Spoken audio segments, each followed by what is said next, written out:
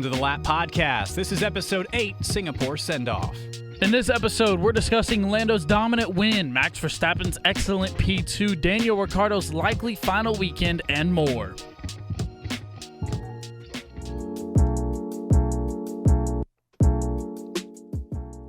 We're back. We're back with another episode of this Lapped Podcast. It's Tristan Rines alongside Kevin Walker, post-Singapore. Yo, what up? We got plenty to talk about coming out of this Tons very to talk about. Emotionally charged Singapore Grand Prix for a number of different reasons. But firstly, I really want to highlight Daniel Ricciardo. I know we're going to talk about McLaren. I know you're salivating over it, but we're going to talk about Daniel Ricciardo. I don't want to talk about McLaren too much to the point where the listeners are like, oh my God, it's a McLaren podcast. Yeah. I mean, when you're winning, though, you get some of that. But moving on, we will talk about McLaren. But Daniel Ricciardo, the big story coming out of this race for a number of different reasons. Some big speculation going into the weekend and more or less confirmed by a number of sources along the paddock, as well as indicated by Danny himself. Looks like the Honey Badger has signed off amid speculation that VCARB are going to be dropping him in favor of Liam Lawson moving forward. A really tear-jerk weekend. I don't know if you've seen the post-race interviews that he's done, but he was still able to snag at least the fastest lap off of Lando Norris at the end of the Singapore Grand Prix, halting Norris's first opportunity at a Grand Slam. When you top quali the race and get the fastest lap. Ricciardo, though, a fan favorite, a star, so to speak, of Netflix's docuseries, the Drive to Survive series, 8-time Grand Prix winner with both Red Bull and McLaren, and an all-around great smile, among many things. I mean, nothing official as of the moment. We got a while to wait between now and Austin, but it looks like the writing is on the wall. What are your opinions on Daniel Ricciardo, Kevin? My opinions are, he's a great guy. He's definitely one of the reasons why I got into Formula One. Just his personality, how much confidence he has, how much he loves the University of Texas specifically, and being a Longhorn is kind of cool. But he's just a fun guy, and kind of in Formula One where everyone is so seemingly serious all the time and always uptight and competitive, it kind of just feels like Danny Rick is like that kind of that oddball where everything's always kind of funny, and he did have a couple of moments in his career, that move from Renault to Renault, whatever, to McLaren or whatever. Like there was moments where he had to make some really tough decisions, but overall he's always been a fun guy. But screw you, Danny Rick, for taking the fastest lap. But in all seriousness, it's gonna suck not seeing him on the grid. I hope we can get him in some kind of personality form around F1. I think he's definitely going to be around the paddock. I definitely think so. I don't see him going back to being a reserve driver. No. But he's such a good ambassador for the sport. At a certain level, you got to keep guys like that around in one way or the other. I feel like some kind of involvement with him, maybe I could see him going up to the booth, maybe getting a little bit of a spot treatment here, kind of a Julian Palmer, where he pops in, or Alex Hinchcliffe, who they brought alongside of Will Buxton and Alex Jakes up in the booth for the F1 TV listener. I could see Danny Rick getting some action on the media side. He's so magnetic. People are going to want to hear what he has to say. He's fresh off the grid as well, so he's got that recent experience of being, within the paddock and being around all these personalities that we have, whether they're rookies or otherwise. I could see Danny Rick having some kind of role, unless he wants to continue to race, which it seems like there's always going to be a door open for him somewhere. Formula One drivers often land on their feet, at least in some other series, IndyCar being a huge one. Logan Sargent, your boy, getting a American test. Hero. He's going to get a test later this year, soft little Logan Sargent mention, Got to keep it going. It's going to be interesting to see what he does post-career. He could also just be a part owner of the United States Grand Prix. With how much he loves it. With Danny picking up some kind of investment there? Yeah, just always being there, just because he deserves to be there. The ambassador of he's an Australian, but the ambassador for the United States Grand Prix. He might as well be an Austinite. An Austinite? Is that what they're called? I don't know. It sounded good. But no, he's definitely going to be missed. A lot of different moments throughout his career. His first career win at Canada. in insane fashion. I mean, that's an incredible race. If you haven't watched that, go back and check that one out. That race was incredible. Daniel Ricciardo, though, I mean, we're definitely going to miss him. Huge personality, well beloved by the F1 fandom. Both of us fans of Daniel Ricciardo as well. It's unfortunate to see it kind of end this way. You know, we were always, I think, from a community standpoint, right? All of us were kind of hoping that Daniel would at least get another shot of the Red Bull, and considering Checo Perez's performance, which we're definitely going to be talking about later, kind of giving that window a bit of a window being a little bit of a jar, you know, right? A little bit open. But it looks like VCarb are, you know, trying to make sure that they're securing Liam Lawson moving forward. I don't blame them for that move necessarily. Lawson's incredibly talented. I've expressed so much enthusiasm for what he could very well bring to Red Bull. Seeing what Lawson could very well bring to VCarb. I understand it. It hurts, but I understand it, you know? It's a business decision. It is a business decision. I mean, and speaking of Liam Lawson, if it is confirmed, right, him coming into VCarb, why do you think they bring Lawson in now versus letting him start fresh at the beginning of next season? Because, well, one, that VCarb car isn't too bad. But I think you want to give him a shot. I mean, because you've got Ollie Behrman already testing, you've got Colapinto already testing. You've already got some rookies in there. So I think it's kind of fair. Like, he's not going to be the only rookie on the track. No, he's not really a rookie. I mean, he did race last year, had some good, successful Grand Prix. No, I guess that's true. I guess I need just a young guy, you know, like a young racer, a young guy in his F1 career. I think it would just be kind of fun to see what he can do. So yeah, I guess that would be my answer. I think here's my I'm looking at it from give us your insight. My top-down view of this. So there's 6 races left, if I'm not mistaken, and I think what Red Bull are seeing here is a talented young driver who outperformed Yuki Tsunoda at times last year when they were given the same opportunity, correct? I think you look at these last 6 races as Liam Lawson's proving ground. It doesn't look like Red Bull are going to move on from Checo, right? They're sticking with him through the rest of the season, you know, hell or high water. This move to bring Liam Lawson in for these final series of races is their window of opportunity to decide whether or not they're going to promote him next to Max Verstappen. That's my top-down view here. Do you think that's a crazy take? Do you think that's a hot take? No, I don't think it's hot. I don't think it's piping hot. I mean, maybe it's... I don't know if I'm the only person who said this. But that's how I see it going, because you have Isaac Hadjar in F2. He's a contender for the Formula 2 championship. He's been very successful this season. You want to give him some kind of role. Checo is kind of looking like the odd one out here as far as the efficiency of their young driver, right? Checo's not very young, but I mean, of their driver talent that they have currently. I see this as an opportunity for VCarb, for Red Bull to kind of pave their way forward for not just 2025, but maybe even 2026.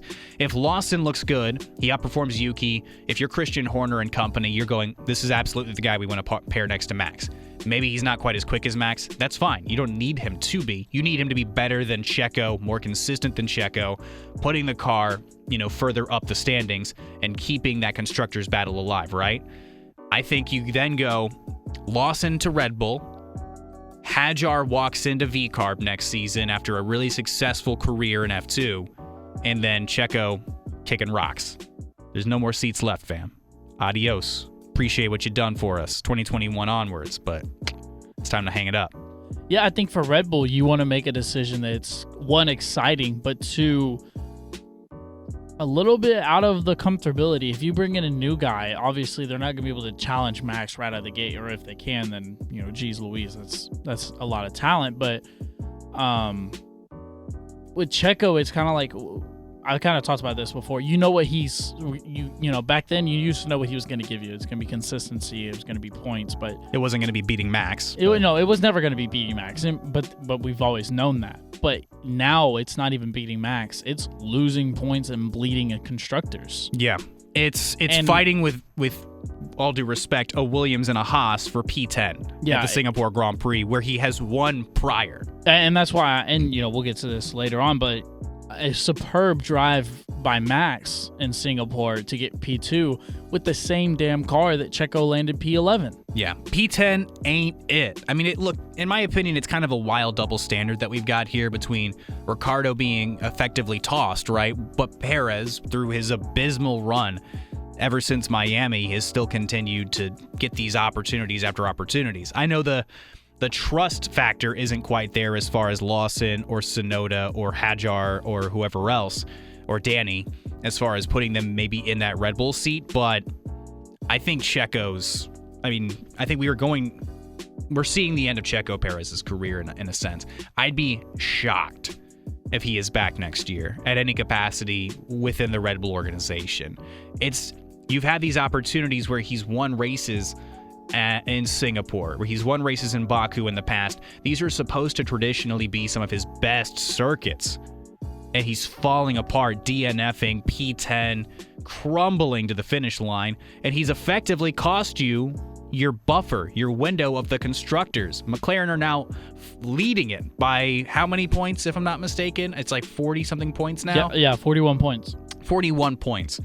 You could very, very, very easily point at Checo's performances. At least you would have prevented it for a weekend or two more if he was at least competing to the level he's supposed to be. So I like the Lawson move in principle. I think that VCARB and Red Bull as an organization putting Lawson in the car now, again, waiting for it to be confirmed. Seems like the writing's on the wall here. But Lawson getting the drive now is a great window of opportunity to test and build confidence and potentially graduate him up. You can feel however you want to feel about Yuki. Putting all that aside, it seems like Red Bull have set their feelings on where they believe Tsunoda's ceiling is.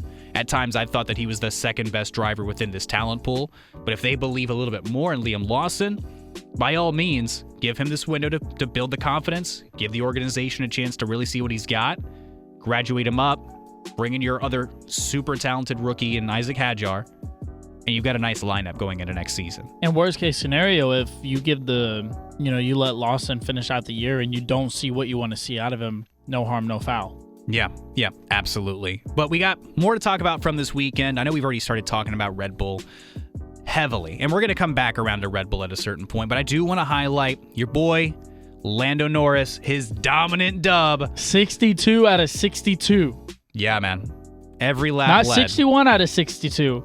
62 he put out his of 62. Look, he put his foot down once again this season, brought the title fight to Max Verstappen this year, but he's also gained 7 points this past weekend with his win, and the title's now just a 52-point gap, 6 races to go.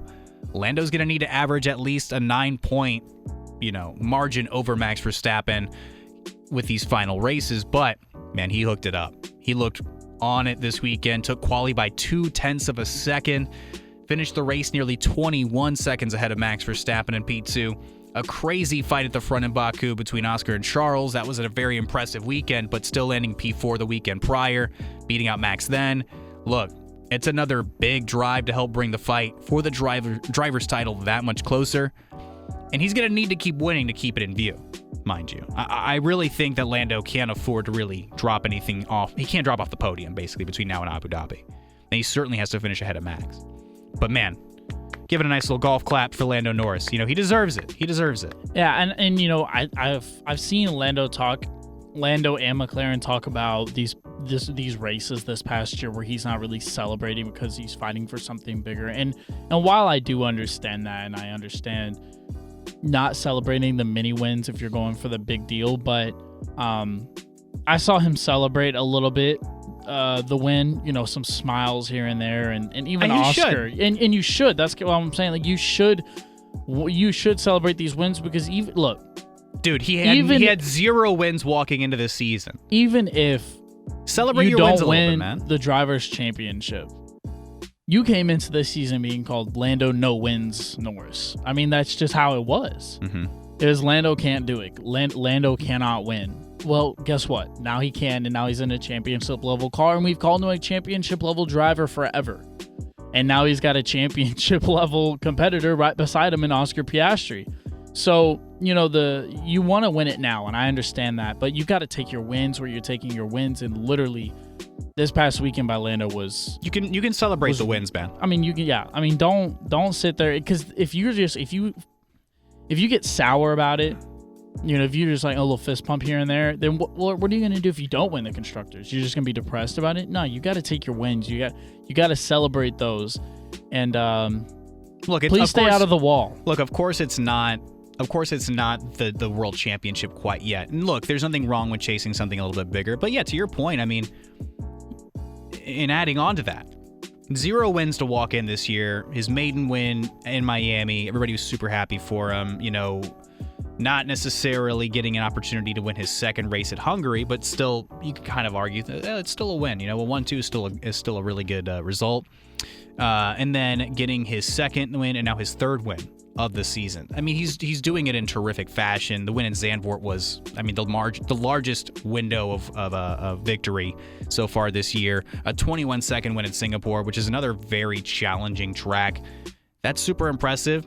Obviously had a little bit of a little concern about whether or not he could actually get to the finish line at times. Yeah, he said that he played it a little bit too lazy. You can't get too comfortable. He was coasting a little bit. But winning a race, nonetheless, is a career highlight for anybody. I mean, we live in an age, of course, still where Lewis Hamilton he's got 105 wins, right? He got very used to winning, but he was still able to at least, thank the team, celebrate the team, smile, and be happy about wins. Be excited. It's okay. I know it's tense. It's all right. Take a moment, take an hour, and just be happy that you won. I think that's more than fair. Pop that champagne. Yeah, be excited. Be happy. McLaren, though, a really strong weekend all around. The P1, P3 finish helped net McLaren 40 points, extend their lead in the Constructors' title fight to 41 points over Red Bull, 75 over Ferrari. Piastri able to make some strong passes over the Mercedes duo between laps 40 and 45 for the podium. Looks like McLaren and this car are absolutely hooked up. It's up to the team and the drivers to not let the championship aspirations slip away. Like we were just mentioning, Lando, even with that strong drive, at a couple of moments where it all could have been for naught, right? Mere inches away from a turn 14 barrier, if I'm not mistaken. Yeah. That at least would have made him replace his front wing. That gap wouldn't have been 21 seconds by the end. But look, McLaren are ahead. In my eyes, they just need to be on top of their game for the last 6 weekends. Keep the focus in. 6 more weekends to go.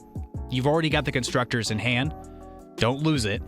If you're trying to hit this Drivers' Championship, I mean, from pit stop to strategy to driving to... It's got to be perfection. It's got to be on top of its game. Lando needs to be pulling out wins. Oscar needs to be shoring up and keeping that Constructors' window ever so much further away from Ferrari and Red Bull and Mercedes. Mercedes are quite a ways back. They're kind of out of this title fight. But look, you still got 2 people within reaching distance. Red Bull, to the credit of Red Bull, looked really good this weekend at times. But yeah, overall, McLaren, you also get a soft golf clap from me as well. It was a good weekend. I mean, your feelings as the fan. Yeah, I mean, obviously it was a good weekend as a McLaren fan, but it was a good weekend overall. I guess I have never really watched, I guess I just didn't watch Singapore last year.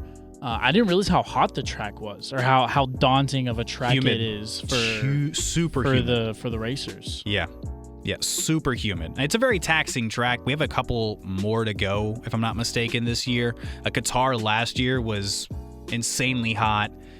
We had guys like Esteban Ocon throwing up in their helmets and Logan Sargent retiring just because he was so physically exhausted through, I think, third or halfway through the race last year. So there's still going to be another very taxing track still to go. But yeah, Singapore, physically taxing, a lot of very taxing turns. It's one of my favorite ones to drive when it comes to the sim racing, just because the windows are super small. You have to be really on it, under the lights even still. But yeah, Singapore really taxing. I think my best lap isn't even close to any of these guys. Well, I would be surprised if it was. Isn't even close. We're missing 5 to 6 seconds at the very least. Oh my goodness. So the performance level of Singapore, super, super, super high.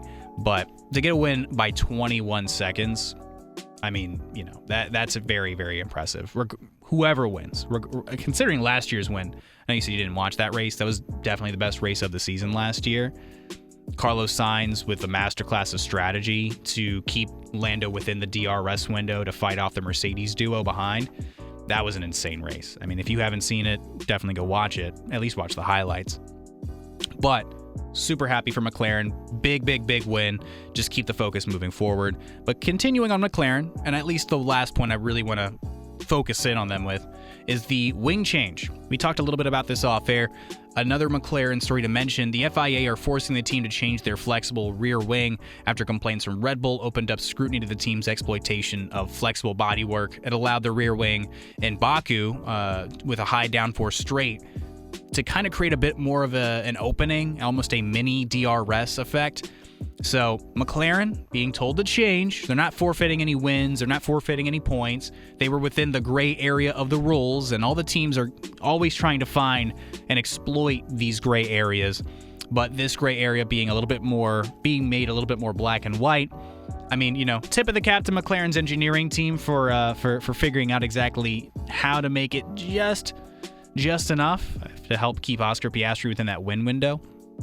But a wing change, you're not going to notice it at Singapore. I think you're only going to really have opportunities to notice it throughout the rest of the season in Vegas, another super high downforce track with 2 long straights back to back.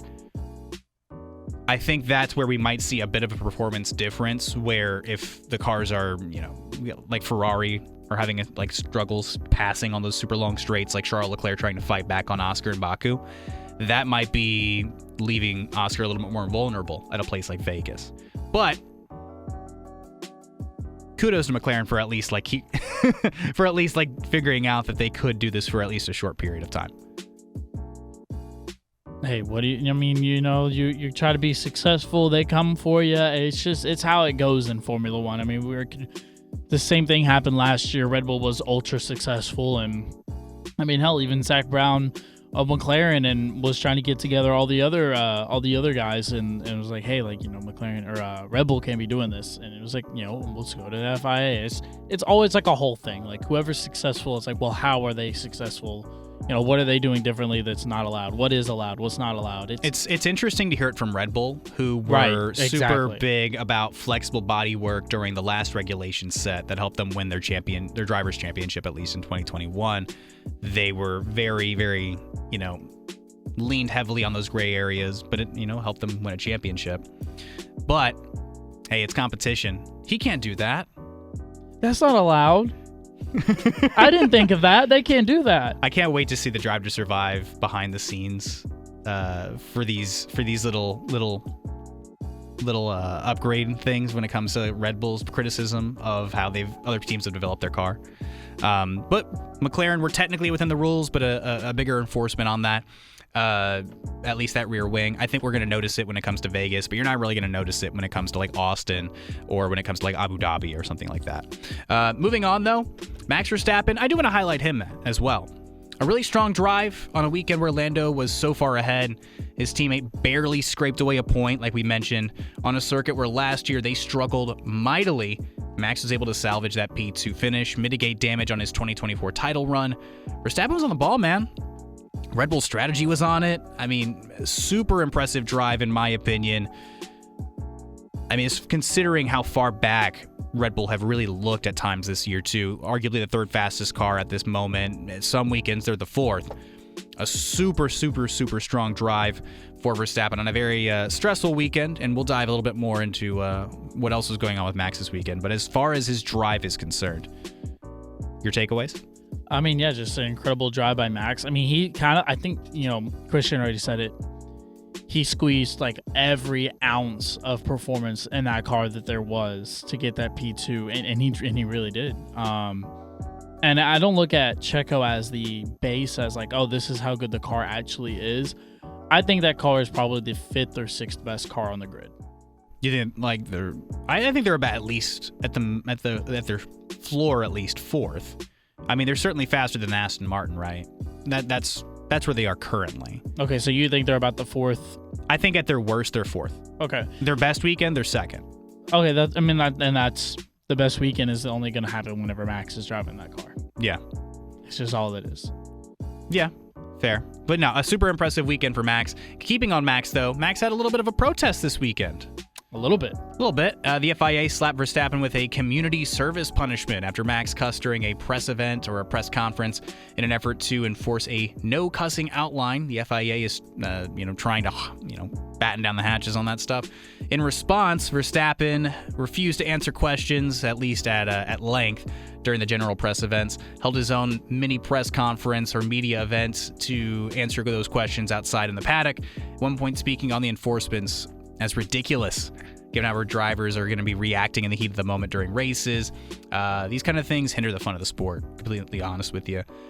I think this is probably going to affect his willingness to stay in F1. I believe Max has said something to that effect as well moving forward. He doesn't want to stay in F1 for forever. He definitely has interest in other series or at least different avenues moving forward in his career. But after a certain amount of time, I would imagine certain little restrictions like you can't cuss are probably going to start weighing on Verstappen. Well, it was also like the jewelry thing with Lewis. Yeah. You weren't allowed to wear jewelry, and that was a big deal. Even Lewis got in on this, spoke out how FIA President Ben Sulayem characterized the cussing as "we're not rappers." Hamilton responding to those comments as racially charged due to the amount of, the large presence of Black and African American people in the rap game, right? So Lewis kind of going, hey, you're saying something here. You can kind of tell what you're trying to say. But yeah, I know, and it's tough. Not a lot of people like Max because he's a little bit of a sore winner. We've had our discussions about that off air. I agree with Max. This is ridiculous. Athletes cuss all the time. We see it in the NFL, and the NFL is referred to as one of the most successful just sports and one of the most successful businesses ran of all time. But it's nitpicky. It's not that big of a deal.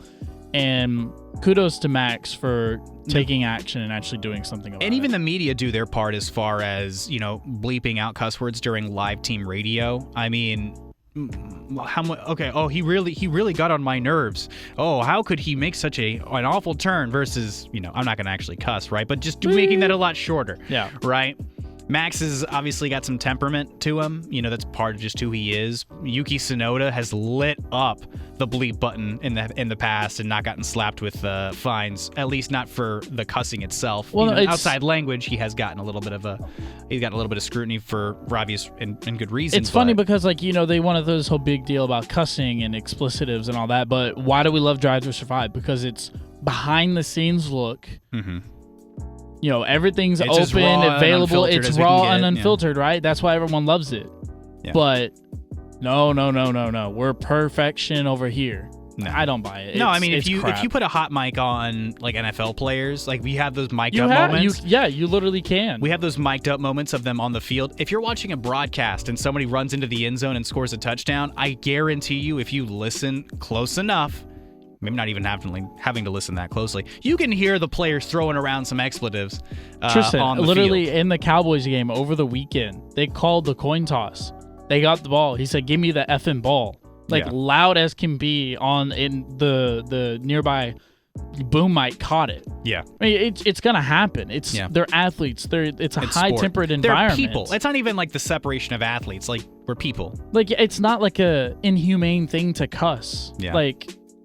It's not that big of a deal. Yeah, I think the FIA is making a big deal out of nothing. This is a position as well where, what are you going to do to Max? Okay, so go do community service. All right, he's not going to do it. They're in a position where they're targeting the wrong person as well, right? What does he have to lose here? He's already won his championships, super successful. Yeah, if anything, the FIA is going to lose. You can't pocket watch this man. This is an effort in futility for the FIA. You don't want to comply with us? Community service. No, I'm not going to do that. Bye. Yeah. I'll go somewhere else and make a lot of money. Max would probably just donate to a charity. Yeah, it's simple enough. I'll just go somewhere else and make a lot of money and race. Yeah, exactly. He's a huge draw for the sport. I think the enforcement of this is just a little bit overreachy. It's silly. At a certain level, we watch sports for the intensity of the sport. These guys are 140 beats per minute heartbeats when they're in the cockpit, especially. I know this is an enforcement on the conference, but this is something that the FIA is trying to enforce across the board. I just don't see it sticking. I think it's going to be one of those, it's a rule, but no one really follows it, right? Moving on, though, Red Bull staying in the news once again with their interest in Mercedes driver George Russell. You were a little bit more versed on this coming into the podcast. You were actually informing me a little bit about the back and forth commentary, but it seems like the nutshell is Christian Horner is, trying to, as Toto Wolff put it, stir the pot. Correct? As far as driver interest, trying to bring people over to Red Bull. Well, I'm not trying to do any community service, but he he said Christian's always stirring that stuff up. Sure. Yeah. Fill in the blank where you need to. Yeah, they know. Yeah, they know. He's right. Christian's known for this. Mm-hmm. Toto's been known to do it too. Yeah, I mean they're all known to do it. And we've already kind of talked about it. Toto's openness for like, hey, yeah, Max, anytime he wants to drive for Mercedes, we gotcha. Yeah, no big deal, man. But let's bring this up. I mean, you mentioned Max, right? And George. I think if there had to be a sacrifice made, we know Toto's affinity for Kimi. It's well known. He's his boy. But he felt the exact same way about a young Max Verstappen once as well. I think there's definitely going to be some excitement of that possibility. George is up for a contract after 2026, so he's going to spend at least the first year of the new regulation set with Mercedes, is what, at least it's what's been reported. I wouldn't be shocked. Mercedes looked really good coming out of the gates. Tell us as a Mercedes fan. Look, as a Mercedes fan, I love George. George is amazing. I think he's actually a very talented driver. In the right car, I think he could be a world championship level driver. No, I'm just saying that, right? I think as well, though, Toto's affinity for Max, if Max were to make himself available and it was a decision between George and Max, they're going to pick Max. Max is insanely talented, and it's no sneer away from George Russell. I think George has the ability, once again, to be a world championship level driver. In the right machinery, though, you put them on equal footing, man, Max is, I think he's a little bit quicker. So I guess my question is, do you think Mercedes re-signs George, or do you think George sees his options? In a world where Max Verstappen's available, I think that it would be anti-due diligence. So, okay, to look at Max. But in a world where like that's not happening, yeah, they're gonna re-sign George. So, okay, so you don't see them paired together? No. Okay. No, I see Mercedes as keeping Kimi.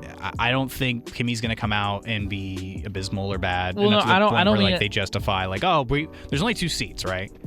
So like, I see the investment in Kimi being there. He's a long-term project, so to speak, the same way that like McLaren have invested in Lando Norris, right? Where now Lando has the right machine. He's at the organization is here. They have an opportunity to bring him a championship, right?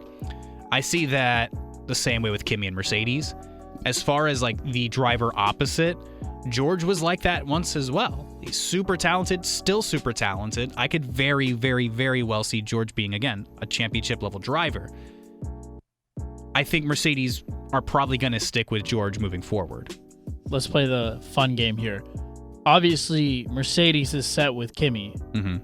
In a world where Red Bull doesn't bring up Liam Lawson or bring up one of their young drivers, do you see them pairing George and Max in a Red Bull car?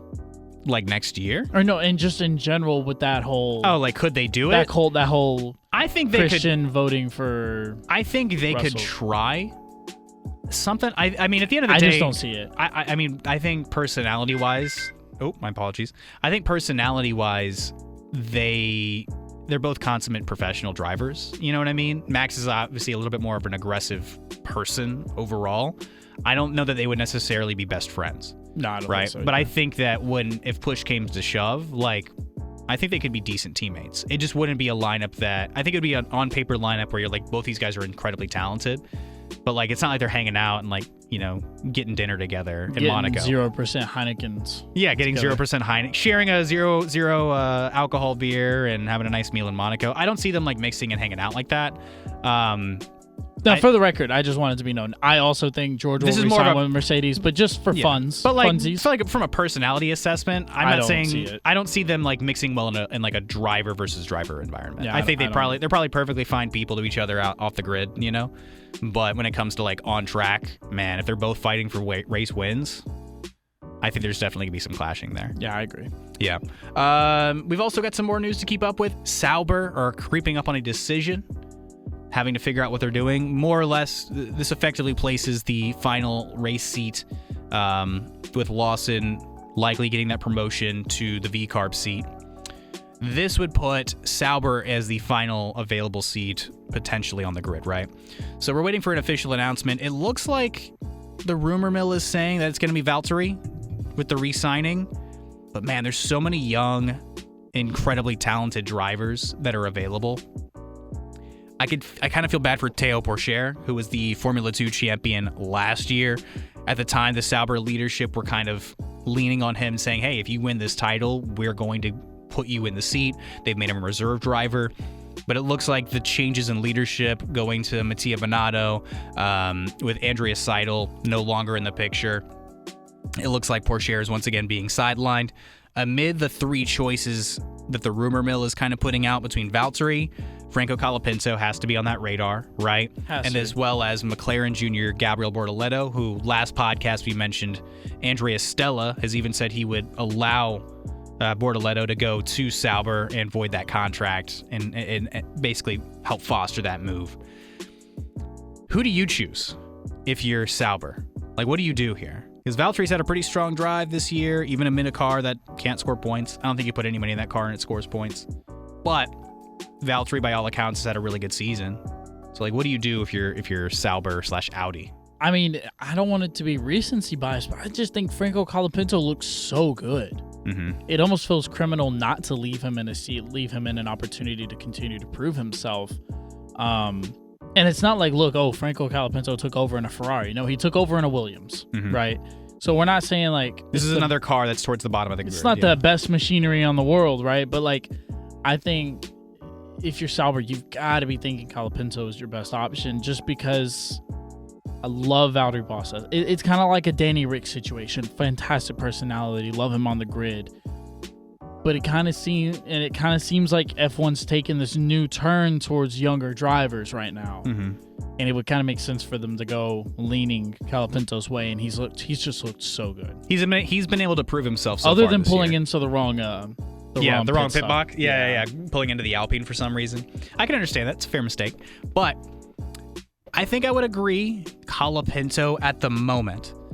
I just don't want it to fall to recency bias, that's all. But it's tough, right? I mean, this is a sport 100% that is based on what did you do the last time out, right? I want to also mention, though, like, I brought up Gabriel Bortoleto, the McLaren Jr. He's not just some, like, reserve role driver. He's currently leading a very contentious Formula 2 championship race as well. So you've got and he was beating Colapinto in F2. He was beating Kimi. He was beating Behrman. He was beating all these young guys. Small differences in the car. Gabriel Bortoleto is super talented as well. I mean, watching him drive this year, he's been putting it together. He's been beating out guys like Isaac Hadjar. They've been going back and forth. But Bortoleto, I believe, deserves to be in that conversation 100%. Apparently, the tests he's done with McLaren have been really strong as well. I'm just putting it out there that if Colapinto, for some reason, is a reserve role driver next year with Williams, I think Valtteri, maybe he doesn't get the seat. Théo Pourchaire, for some reason, still stuck in that role. If Gabriel Bortoleto gets that seat for Sauber, don't be shocked. Don't be surprised. It's going to be breaking news for the average person, right? But if you're listening to this, I'm telling you, the kid's good. Calling it right here, right now, Tristan Rines. I'm just saying the kid's good. So if this is the move that Sauber decide to actually stick to and they sign Gabriel Bortoleto and they spurn guys like Colapinto, they send Valtteri Bottas with respect packing, and they decide, Théo Pourchaire, we love you. We brought you up through this system, but the change in leadership, we're bringing in the newest F2 champion. I'd feel bad if I was Théo. Personally, I think it's more than fair to be upset about that. Maybe try to figure out an avenue to get to a different racing series. Maybe try to figure out an avenue to get to a different, organization as far as like who's going to give me the best opportunity to drive a Formula 1 racing car. But Gabriel Bortoleto's put it together really, really well. There's only 2 races left. He's currently in the lead. It's going to come down to Qatar and Abu Dhabi. But I think it's still completely fair, though. Colapinto's been remarkable at Williams, man. If he gets that seat, it wouldn't be shocking. But man, it's one of those problems now where you're Sauber, because you've waited so long. Weirdly enough, you have so many options at your disposal. Yeah, I mean, we had this conversation, what was it, not even too long ago, maybe a month and a half ago or so, and it was Valtteri by a landslide. Right. And now it's, dude, there's so many options at your disposal. You can go young or you can go old. You could. All due respect to Valtteri Bottas. but you know what I mean? Like, you can go younger or you can go like a seasoned veteran driver. Mm-hmm. You can stay exciting. I think at this point now, there isn't a wrong move. Funny enough, like, whatever Sauber does, I think is going to inevitably be the right decision. It's just going to feel like a wrong decision for whoever doesn't get picked. Right? Yeah, it's tough. It's a tough place to be in. I think there technically are 4 very deserving drivers here, but, you could only get one. But that's going to be something we're definitely monitoring moving forward. Speaking of moving forward, we got a nice little break here between Grand Prix. Ooh. I know. We highlight the summer break, and it's like a really big deal, but that like post-summer going into fall break, oh, it's so long. It's such a long break. We're going to be facing the United States Grand Prix here in Austin, Texas. Well, I say here like we're from Austin. Hook 'em. We are in the state of Texas, at the Circuit of Americas, or COTA for short. Our next podcast is going to be October 17th. Hyping you guys up, for the final 6 races of the season, recapping all the fun news and speculation coming out of the second break. We're going to be back here for you once again.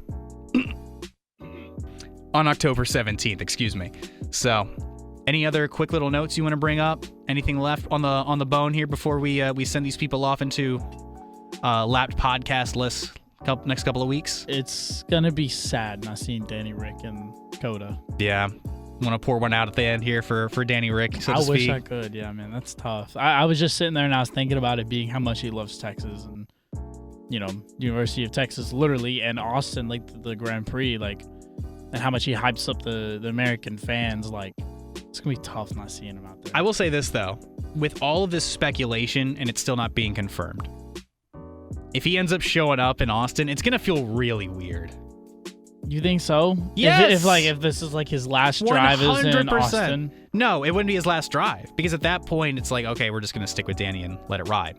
But like, after all of this fanfare, after all the edits, after all the social media edits and all the heartfelt messages and him believing it, that he was done, right? Like his opportunity was over, taking his time in the cockpit, that final lap, killing the fastest lap, taking it off Lando, which, by the way, if he loses the championship by a point, I'm going to hate Danny Ricciardo. But right now I don't. But right now we don't. I'm just saying it's going to feel incredibly awkward. It would be weird, but it's going to suck. Like, didn't you leave? Like, yo, I thought I left too. Just have him hang out. Just have him be there and hang out. I mean, he's going to sell a lot of merch. But with all that being said, we're going to find you guys back here on October 17th. Spotify, Apple Podcasts, my own YouTube channel. We love you. We appreciate you listening this far in. If you haven't, follow, like, comment, subscribe, all that good stuff. We're going to catch you guys next time. I'm Tristan Rines. That's Kevin Walker. This is the Lap Podcast.